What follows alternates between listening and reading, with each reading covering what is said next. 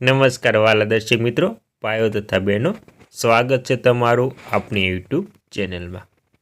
તો મિત્રો, તમે પણ ગુજરાત રાજ્યના પેન્શનરો, નિવૃત્ત કર્મચારીઓ અથવા તો સરકારી કર્મચારી છો તો તમારા માટે આ સમાચાર ખૂબ જ ઉપયોગી થવાના છે।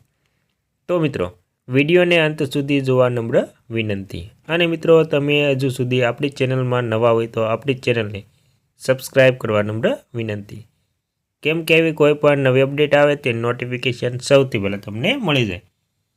અને મિત્રો, વિડીયો ગમે તો એક લાઈક જરૂરથી કરી દેજો। તો મિત્રો, ગુજરાત રાજ્યના પેન્શનરો માટે મોટા ઝટકા સમાન સમાચાર। પેન્શનરોનું પેન્શન થશે બંધ।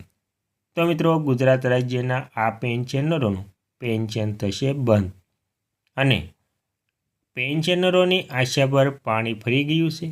તેથી પેન્શનરોમાં ખૂબ જ નારાજગી જોવા મળી રહી છે।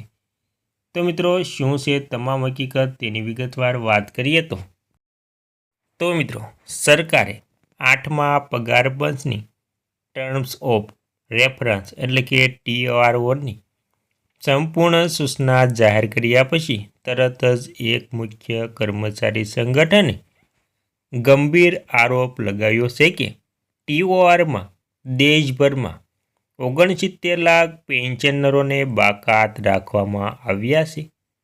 આરોપ all Indian defence employ federation એટલે દ્વારા લેવામાં આવ્યો છે।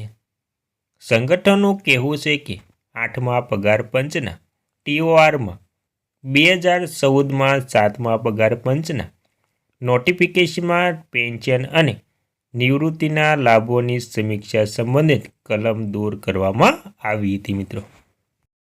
અને મિત્રો, ત્યારબાદ આપણે જાણીશું કે 7મા પગાર પંચના TORમાં શું હતું। તો મિત્રો, 2014માં જાહેર કરાયેલા 7મા પગાર પંચના TORમાં સ્પષ્ટપણે કહેવામાં આવ્યું હતું કે કમિશન પહેલાંથી જ નિવૃત્ત થઈ ચૂકેલા કર્મચારીઓના પેન્શન માળખાની પણ સમીક્ષા કરશે।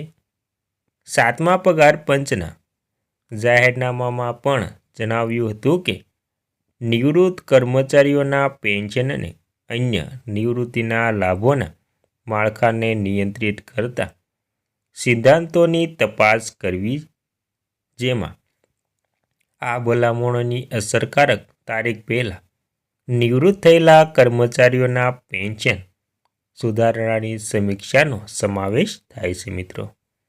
એ પણ નોંધવું જોઈએ કે 1/1/2004ના રોજ અથવા તો તે પછી નિયુક્ત થયેલા તમામ કેન્દ્ર સરકારના કર્મચારીઓને નિવૃત્તિના લાભો નવી પેન્શન યોજના NPS હેઠળ આવરી લેવામાં આવ્યા છે। તો મિત્રો, 7મા પગાર પંચના TORમાં આવી રીતે સમીક્ષા કરવામાં આવી હતી અને 1/1/2004 એટલે કે 2004ના રોજ અથવા તો તે પછી નિયુક્ત થયેલા તમામ કેન્દ્ર સરકારના કર્મચારીઓના તમામ લાભ NPS હેઠળ આવરી લેવામાં આવ્યા છે મિત્રો।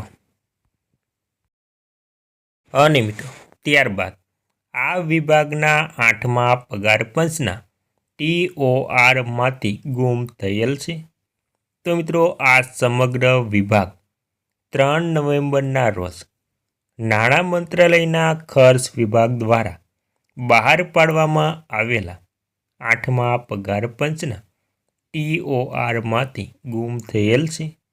આનો અર્થ એ છે કે પેન્શન અને અન્ય નિવૃત્તિ લાભોની સમીક્ષાનો કોઈ ઉલ્લેખ નથી મિત્રો। અને મિત્રો, 4 નવેમ્બરના રોજ AIDEFએ નાણામંત્રી નિર્મલા સીતારામને પત્ર લખીને વિનંતી કરી હતી કે 8મા પગાર પંચના TORમાં સુધારો કરીને 1 જાન્યુઆરી 2026 પહેલાં નિવૃત્ત થયેલા અથવા તો નિવૃત્ત થનારા તમામ પેન્શનરોનો સમાવેશ કરવામાં આવે।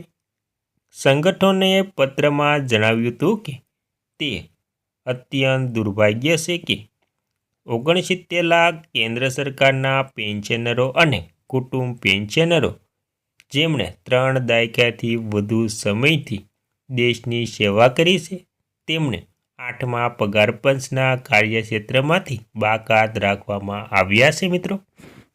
અને મિત્રો ત્યારબાદ વાત કરીએ તો તેના પત્રમાં AIDEFએ પણ સૂચન કર્યું હતું કે 8મા પગાર પંચના TORમાં નીચેના મુદ્દાઓનો સમાવેશ કરવામાં આવે.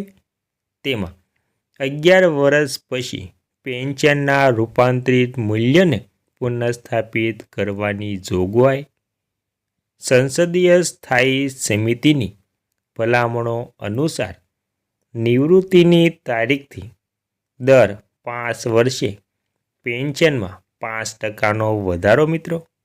અને ત્યારબાદ સરકારે શું કહ્યું?